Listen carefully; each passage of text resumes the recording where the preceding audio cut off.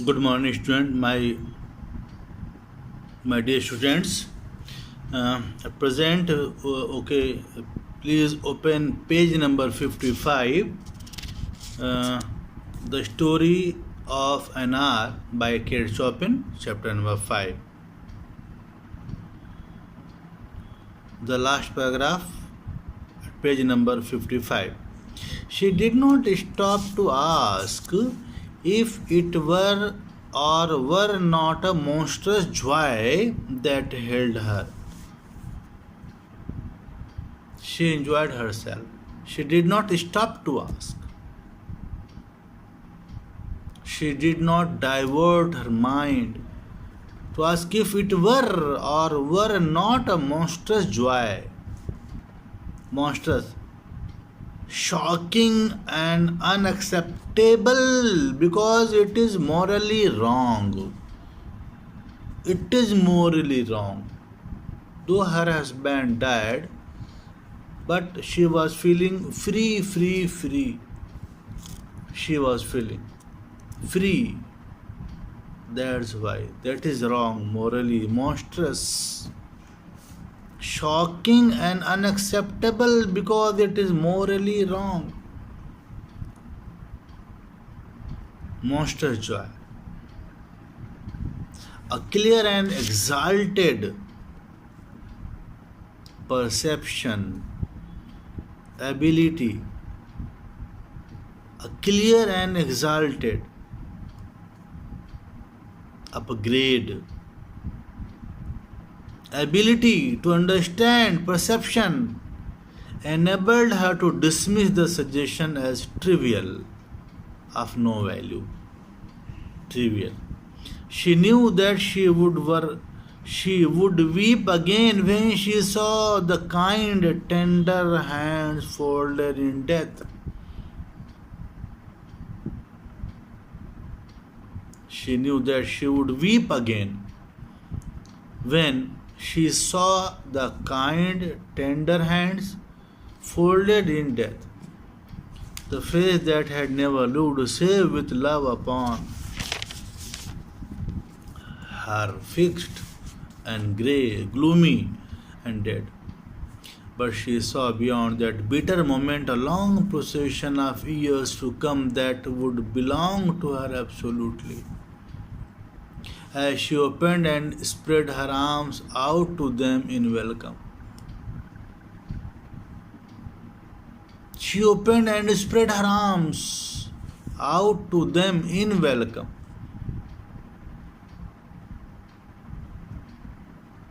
There would be no one to live for her during those coming years.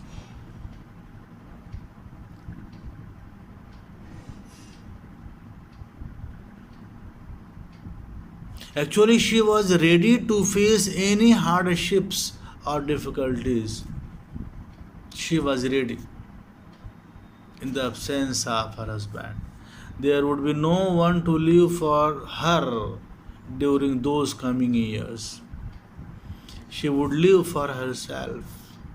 There would be no powerful will bending hers in the blind persistence with which men and women believe they have a right to impose a private will upon a fellow creature.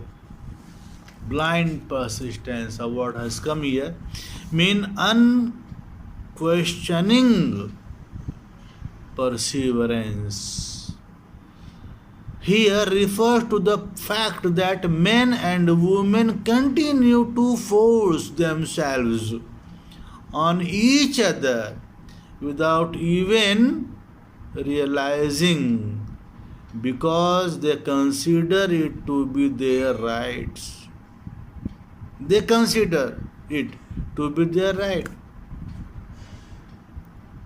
Persistence, act of continuing to do something despite difficulties. The blindness of persistence with which men and women believe they have a right to impose a private will A kind intention or cruel intention made the act seem no less a crime, and she looked upon it in the brief moment of illumination, knowledge of understanding. A kind intention or a cruel intention made the act seem no less a crime as she looked upon it in the brief moment of illumination. And yes, she had loved him sometimes, often she had not, and yet she had loved him. The relation with Mrs. Millard to her husband were not good. And yes, she had loved him. Sometimes, often she had not. What did it matter? What could love the unsolved mystery? Count for in face of this position of self-assertion. Self-assertion means the aggressive advancement of one's own opinion or wishes, which she suddenly recognized and the strongest impulse of her being, strongest impulse, most powerful force.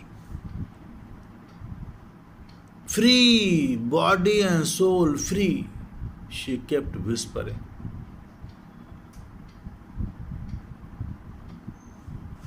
Josephine was kneeling before the closed door with her lips to the keyhole, imploring for admission. She wanted to enter in the room. Lousy, open the door. I beg, open the door. You will make yourself ill. What are you doing, Lousy? For heaven's sake, open the door. Go away. I am not making myself ill. No, she was drinking in a very elixir of life. Elixir, a magic liquid that is believed to cure illness. Elixir, elixir, elixir are silent here. A magic liquid that is believed to cure illness. She was drinking in a very elixir of life through that open window. She was making plan without her husband how happily she would live. Her fancy was running right wild along those days ahead of her. Spring days and summer days and all sort of days that would be her own. She breathed a quick prayer that life might be long. Life might be long, or she wanted to live a long life. It was only yesterday she had thought with a shudder that life might be long. Shudder, shiver. It was only yesterday she had thought with a shudder that life might be long. Shudder, shiver. Yesterday when she arose at length and opened the door to her sister's importunities, demands, annoying demands, importunities.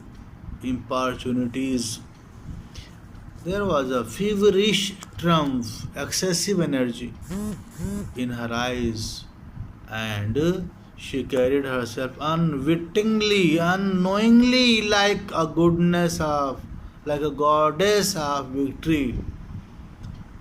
She clasped her sister's waist, and together they descended the stairs. Richard stood waiting for them at the bottom. Someone was opening the front door. There's a twist in the story. Turn the story here. You turn. Someone was opening the front door with a latch key. Latch key.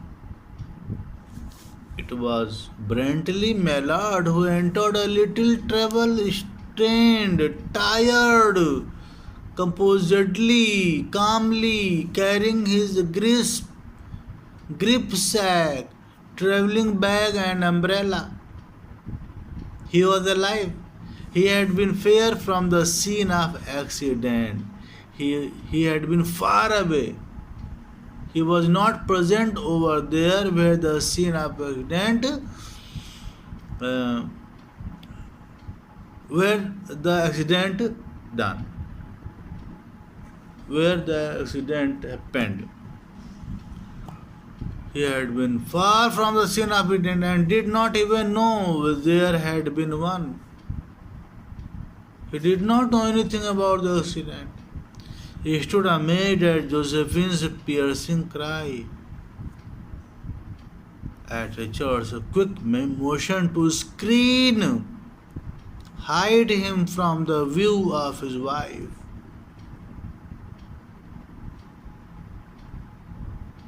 They wanted to hide Miss Millard from that view. They did not want to make know that her husband is alive, is not dead. Because what plan she made would be destroyed. The same happens, but Richards was too late. She saw her husband alive, and all the plans were shattered. What she made in her room.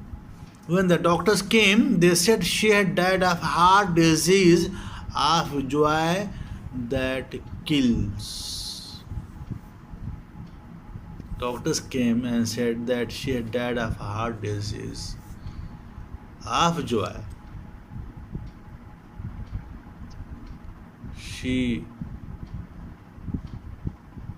When she saw her husband, she became joyful, and with this heart attack, she died. But everybody knew it, why she died. And probably you also, my students. The story is completed. If you have any problem, please ask me. Thank you.